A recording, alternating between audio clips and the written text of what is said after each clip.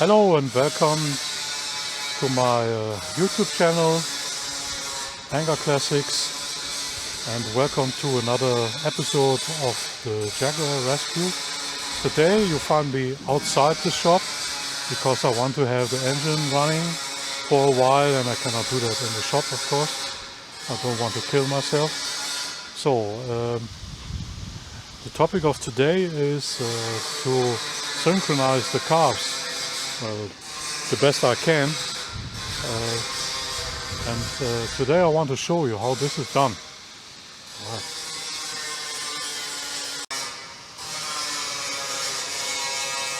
Alright, so here we are at the left side of the car, and you see the two Stromberg carburetors, and to synchronize them you have to do the following steps. You must disconnect the linkage here for the throttle, and then here in the middle here there's a screw. Well, it's hard to see here down there.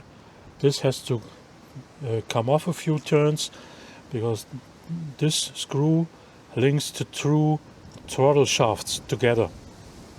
Throttle shaft from this carb and from that one, and of course this has to come off because you have to synchronize the carbs individually. So this comes off. You have to do the same on the other side, and then you start the car, warm it up, and there is each carb has a throttle blade stop screw here, this one, and this is for the idle. One you can see here where my screwdriver is pointing, and the other one is right here. Yeah. Okay, so the workshop manual tells or asks to loosen, to screw them all the way up so they don't make contact to the throttle, to the throttle blade anymore. That's what I'm talking about here, down here. Okay, so this, and then you screw it in so that the screw just barely touches this lever here, and then you screw it in 1.5 turn. And you do that on all 4 carbs, and then that's like the base setting, right? Then alright, let's have a look at the other side, but it's basically the same. Oop, there we go. Right, see here, there's the screw down there. That's the idle set screw down there on the other carb, and the connecting screw is down here. Alright, so then you start the car, warm it up to operating temperature, and then the workshop manual recommends to use a tube like this. You hold one side to your ear and the other side you hold to the carb intake, like so. On the other carb, like so. All right. And what you do is you start with this one, with this carb, and you must listen to the noise it makes when the air is hissing into the carburetor, and then you want to listen to the carb on the other side, but not the rear one, the front one. Okay, and the sound must be the same, and to make the sound equal, you have to adjust the idle screw. Right? So, and when you think those two are the same, you synchronize the front and the rear one to each other. So all carb must have the same sound. That's what the workshop manual tells you. Well, when your hearing is as good as mine, which isn't, it's a good idea to use a synchro tester. But there's little room here to insert a synchro tester, but I managed to get this done somehow, and well, I managed to synchronize them pretty well. And I have a steady idle, a little bit high, but for me, for the moment, that's okay. Yeah, but then I measured the temperature of the exhaust on both sides, and I discovered the temperature is not the same. One is about 10 degrees Celsius higher than the other. And when I measured the temperature here at the exhaust down here somewhere, or the cylinder banks left and right, you can also measure different temperatures. And I think the one bank is running leaner than the other one. That's the reason. And to get this synchronized, you have to unscrew the dampers here. Like, what? This is the damper of a Stromberg carb, and then you can reach into here with a hex screw or an Allen key down here with an Allen key, and you can turn it, and then the needle, the metering needle for the full goes up and down, and this makes the mixture leaner or richer, and then you can you want the same temperatures on both sides. The workshop manual recommends to do this with a CO meter, which I don't have, so I think I want to give it a try with the temperature. Maybe this gives me an equal result, but well, see. So this is how you synchronize the carbs on a Jaguar V12.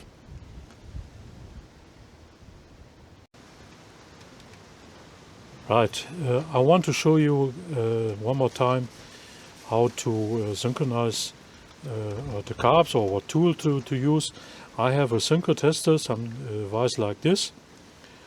See, with a nice dial here, and this goes in like so, and the pointer shows you how much air the carb is sucking in. You do the same on the other side, but you can already see it doesn't fit really very well, and on the right side it's even worse. So I managed to get it done quite good, and with the sound meter, with my little holes, I listened to all of them, the carbs, and the sound, I would say, is the same. So I think I did a relatively good job.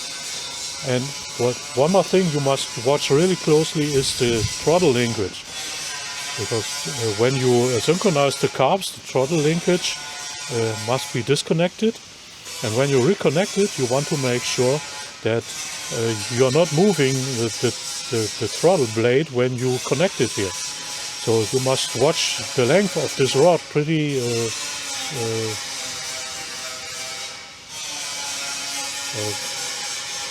you must make certain that the rod has the correct length. So when you connect it, you are not changing the position of the throttle blade.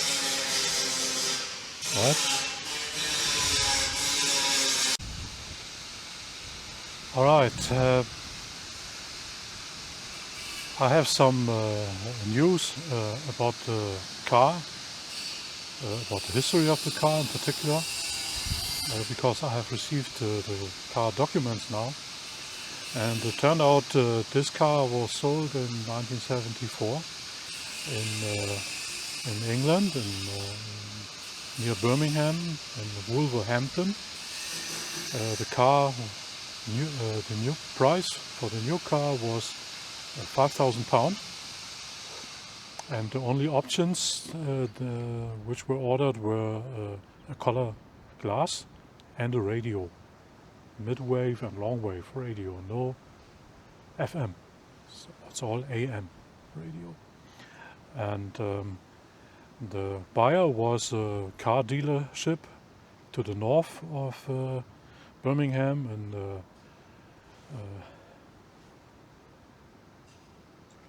I don't remember the name of that place right now, but anyway, and I think they use it as a dealership car or something. And then after a few years, the car went to an engineering company, and they used it as a company car too. Then it went to a private owner, and he had it pretty long, for a long time. And during that period, the original number plate of the car, which I think is referred to as a cherished number plate, was sold, and then the car was re-registered with a new registration. This is done in the UK because the old number plates are worth some money, and that number plate is still in use today, and today it's Porsche 911 drives around with it. This is all, you can check this out on the UK authorities website. Don't remember the name right now, but anyway, in 2004 the car was imported into Germany and was registered in Berlin and received a historical number plate. So the condition of the car must have been quite a lot better than it is today. But that's 20 years ago. And then the owner had it for a while, and then it was for 4 years or 5 years. And then the car was put off the road and put in storage. And in 2010 it was driven on the road for the last time. And and now I have it, so I'm the 6th owner of that car. And yeah, some people maybe remember in the last video I asked myself, what do I do with the car? And some of you suggested, well, restore it and put it on the road, use it as a daily driver. Well, that would be a nice idea, but we are living in Germany and nothing is easy in Germany. Because this is an old car, no catalytic converter of any kind, you must have a historical registration to drive it in the city. And since I'm living in the city of Bremen, if I want to use that car, I must have that historical number plate or registration. And the current state the car is, I would not get it. Or in fact, they would take it away from me, because right now the papers show that it has a historical registration, but it depends on the condition of the car. Yeah, and that's to put it back into a condition. So I would keep the historical restoration is too much for me. I don't have the time and the resources to do that, and here I am back again. What do I do with that car? I got it running, and the brakes work, and but there's still an awful lot of work, more to do than to put it back on the road in Germany. Unfortunately, we are not in the United Kingdom, where cars like that are tax exempt, and they don't have to see a regular technical inspection every 2 years like it is in Germany. Yeah, so that's the current status I'm in, or the car is in. Right? So that would be all today for today. Thank you for your for watching my video, and please consider to like and subscribe, and put down any comments you want in the comment section. I'll read everything, and well, goodbye, and until next time.